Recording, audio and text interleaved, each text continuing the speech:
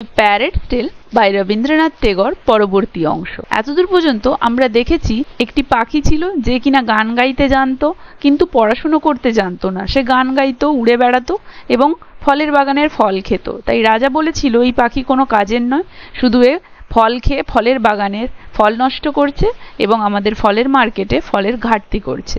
তাই একে আগে শিক্ষিত করো, কোনো শিষ্টাচার এ জানে না। তো মন্ত্রীবর্গকে ডেকে রাজা এই যখন আদেশটা দিলেন, তখন এই পাখিটিকে শিক্ষিত করার দায়িত্ব গিয়ে পড়লো রাজার নেফিউর ওপরে।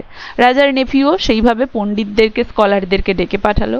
তারা অনেক গবেষণা করে এর কারণ বের করলেন যে পাখিটির যেহেতু একটা পর্যাপ্ত ভালো খাঁচা নেই, তাই এই ছোট খাঁচাতে বেশি বিদ্যে ধরবে না। অতএব খাঁচা নির্মাণকারীকে ডাকানো হলো। সে এসে স্বর্ণের বা সোনার খাঁচা তৈরি করে দিল। তারপরে পণ্ডিতদেরকে ডাকানো হলো। পণ্ডিত এসে বলল এইটুকু পুঁথিতে হবে না। তো অতএব পুঁথিগুলোর নকল করে করে প্রচুর পুঁথি বাড়ানো হলো। ফলে সেই সমস্ত কর্মীবর্গ যারা নিয়োজিত ছিল রাজদরবারে এই সমস্ত কাজের জন্য, তারা প্রচুর পরিমাণ মুদ্রা পেতে শুরু করলো রাজদরবার থেকে, এবং তাদের সমস্ত বংশধরেরা, তাদের ভাইয়েরা, বোনেরা, কাজিনরা প্রত্যেকেই প্রচুর বিলাসিতায় এবং খুশিতে বসবাস শুরু করলো। তাদের বংশধরদের কারোরই আর কোনো অভাব থাকলো না। এরপরে দেখো, the world lacks many things. এই পৃথিবীতে অনেক কিছুরই অভাব আছে। Only fault finders are there in plenty. শুধুমাত্র নিন্দুকেরা, মানে খুঁত ধরে যারা, ফল্ট ফাইন্ডার্স, ভুল ধরে যারা, তারা কিন্তু প্রচুর পরিমাণে রয়েছে। মানে পৃথিবীতে অনেক কিছুরই অভাব আছে, শুধুমাত্র অভাব নেই নিন্দুকদেরকে বা ভুল খোঁজার মানুষের। দে সেড, তারা বলল, দেয়ার আর ইমপ্রুভমেন্টস, হ্যাঁ ইমপ্রুভমেন্ট হচ্ছে অফ দ্য কেজ, এই খাঁচাটির। All right, but nobody cares for the bird. তো তারা বলল, হ্যাঁ খাঁচাটির উন্নতি তো হচ্ছে, সেটা তো ঠিক আছে, কিন্তু কেউ কি পাখিটার খোঁজ রাখে? Nobody cares for the bird, পাখিটার কিন্তু কেউ কেয়ার করে না, খোঁজ রাখে না। The words reached the king's ear. অতএব নিন্দুকদের এই কথাগুলো রাজার কানে পৌঁছলো। He called the nephew and said, সে তার ভাইপোকে ডাকলো এবং বলল, হোয়াটস দিস আই হিয়ার, আমি কি শুনছি এটা? ডিয়ার নেফিউ, যে ভাইপো এটা আমি কি শুনছি? দ্য নেফিউ সেড, নেফিউ বলল, ইয়োর ম্যাজেস্টি, মহাশয়, if you want to know the truth then call the goldsmith, send for the pandits and the scribes, summon the repairman and their supervisors.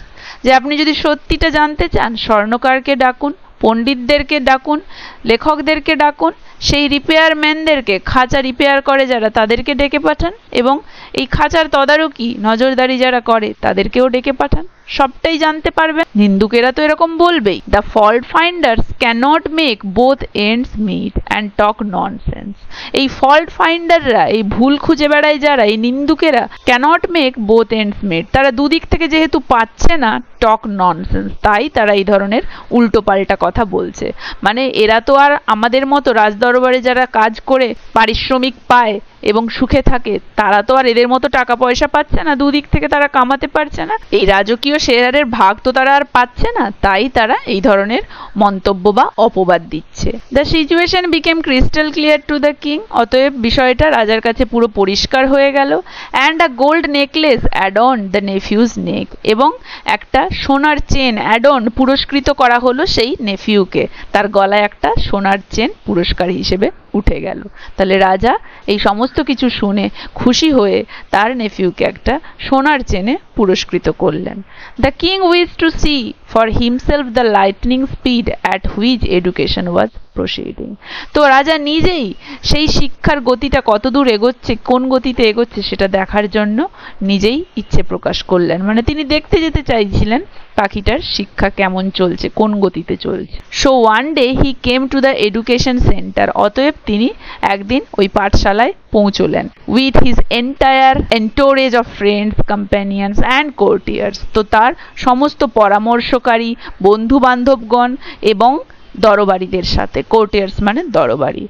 As soon as he reached the entrance, যেই না সে entrance মানে উঠোনের কাছে পৌঁছলেন পাঠশালার বা বিদ্যালয়ের, there across a chorus of bells and drums and harps and flutes and lyres and lutes and cellos and violins and cymbals and mandolins and trombones and bassoons and harpsichords and clavichords. তো কি হলো, যেই না তিনি একদম সেই পাঠশালার সম্মুখে গেলেন, একত্রিত এত সমস্ত বাদ্যযন্ত্র বেজে উঠল, সমস্ত কিছুর ঘণ্টাধ্বনি এবং কোরাস একসাথে সমবেত সঙ্গীতে চারিদিক মুখরিত হলো।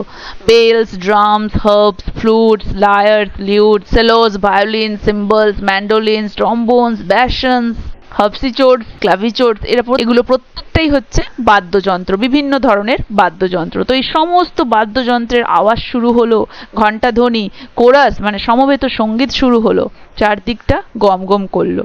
The Pandit সোয়াং there পিগটেইলস, Pandit সোয়াং there পিগটেইলস, swing দোলানো, সোয়াং মানে পাস্ট ফর্ম অফ সুইং, পিগটেইলস আগেকার দিনে পণ্ডিতদের মাথায় একগোছা করে চুল থাকতো, লম্বা হয়ে থাকতো, আমরা জানি সেটা।